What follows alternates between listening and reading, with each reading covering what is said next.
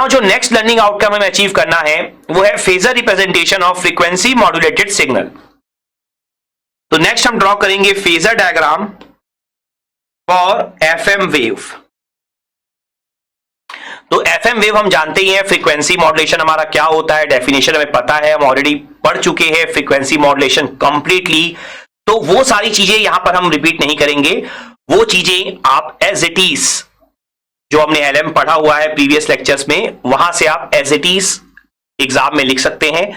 लेकिन यहां पर आपको फेजर डायग्राम ड्रॉ करना है। देखिए एग्जाम में जब भी इस तरह की प्रॉब्लम आएगी ना फेजर डायग्राम की, तो वो कभी सिंगल नहीं आएगी, अकेले नहीं आएगी, वो आपकी इस तरीके से आएगी, explain frequency modulated signal and also draw it's phasor diagram, इस तरीके से। तो आपको पहले एफएम सिग्नल एक्सप्लेन करना होगा, फिर आपको फेजर डायग्राम ड्रॉ करना होगा। तो हम यहां पर सिर्फ और सिर्फ फेजर डायग्राम ड्रॉ करने वाले हैं। क्लियर? तो बेसिकली अगर आप यहां पे ध्यान से देखेंगे तो हमने अपर साइड बैंड और लोअर साइड बैंड बिल्कुल वैसे ही ड्रॉ किया जैसे हमने एएम में ड्रॉ किया था। रिजल्टेंट ऑफ साइड बैंड भी हमने वैसे ही ड्रॉ किया जैसे हमने एएम में ड्रॉ किया था। लेकिन अगर आप एफएम सिग्नल को याद करें, नैरो बैंड एफएम, उसी के लिए हम यहां पर फेजर डायग्राम ड्रॉ कर रहे हैं बेसिकली, क्योंकि यहां पर नैरो बैंड एफएम में ही दो साइड बैंड होती है, वाइड बैंड एफएम में तो infinite number of side band है, तो उसके लिए काफी डिफिकल्ट हो जाता है, इसलिए हम नैरो बैंड एफएम के लिए ड्रॉ करते हैं। तो नैरो बैंड एफएम के लिए जब आप देखते हैं फेजर डायग्राम, तो upper side band lower side band होती जरूर है, वहां पर भी आप देखेंगे नैरो बैंड एफएम में आपकी दो साइड बैंड होती है, two side bands plus one carrier. यही सिचुएशन आपकी होती है नैरो बैंड एफएम में, जो हम ऑलरेडी स्टडी कर चुके हैं। लेकिन अगर आप प्रीवियस लेक्चर्स में अपने नोट्स को चेक करेंगे जो हमने एलएम में पढ़ा हुआ है, नैरो बैंड एफएम में जो लोअर साइड बैंड है उसका एम्पलीट्यूड नेगेटिव होता है। दैट्स व्हाई देखिए हमने यहां 180 डिग्री फेज शिफ्ट रखा है। तो एग्जैक्टली वही थ्योरी है जो ऑलरेडी हम पढ़ चुके हैं। तो 180 डिग्री फेज शिफ्ट लेने के बाद फिर उसका रिजल्टेंट निकाला जाता है। आप देखिए यहां पर ये है एक्चुअल में आपका रिजल्टेंट, ये वाला, ये पोर्शन जो है ये है आपका एक्चुअल रिजल्टेंट, जो अपर साइड बैंड और 180 degree phase shift lower side band के बीच का है। क्लियर अच्छे से? उसके बाद अगर आप देखेंगे ये पोर्शन, फिर से अगर मैं इसको नाम दे दूं ओ ए, तो ये पोर्शन आपका सेम है जैसा ऊपर है, कैरियर आपका शो कर रहा है। तो यहां पर अब अगर आप देखेंगे तो एक्चुअल में आपका आंसर क्या बन रहा है, देखिए ये हो गया आपका दोनों साइड बैंड का रिजल्टेंट, ठीक है, और उसके बाद ये हो गया आपका कैरियर।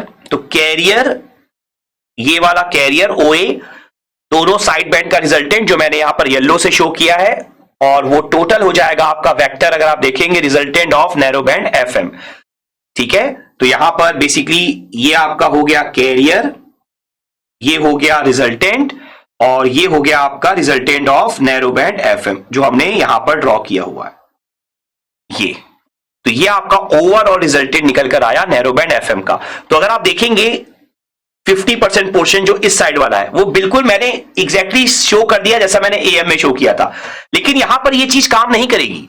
यहां पर क्यों काम नहीं कर रही ये चीज? क्योंकि यहां पर लोअर साइड बैंड जो है ना वो 180 डिग्री फेज शिफ्ट होती है, आपको पता है। यहां पर लोअर साइड बैंड नेगेटिव होती है, जबकि एएम में लोअर साइड बैंड पॉजिटिव होती थी, एम्पलीट्यूड आपका पॉजिटिव होता था। हमने क्या पढ़ा था? एसी एमए बाई 2 प्लस में लोअर साइड बैंड का एम्पलीट्यूड।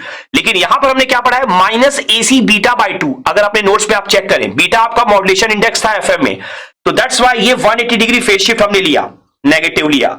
उसके बाद ये हो गया रिजल्टेंट साइड बैंड का, ये हो गया कैरियर, और ये हो गया रिजल्टेंट नैरो बैंड एफएम का। तो इस तरीके से आप लोग यहां पर स्टडी करते हो।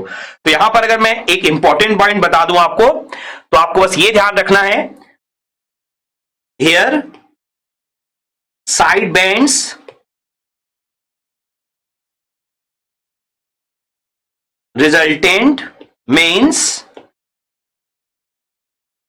Upper side band and lower side band with 180 degree phase shift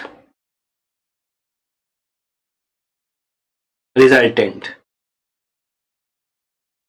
तो ये पॉइंट आपको ध्यान रखना है कि यहां पर रिजल्टेंट का मतलब है अपर साइड बैंड और lower side band with 180 degree phase shift resultant, मतलब उन दोनों के बीच का रिजल्टेंट है यहां पर। ठीक है, तो ये आपको ध्यान रखना है। जबकि AM में क्या था आपका, नॉर्मली अपर साइड बैंड और लोअर साइड बैंड के बीच का रिजल्टेंट आप लेकर चल रहे थे। क्लियर अच्छे से?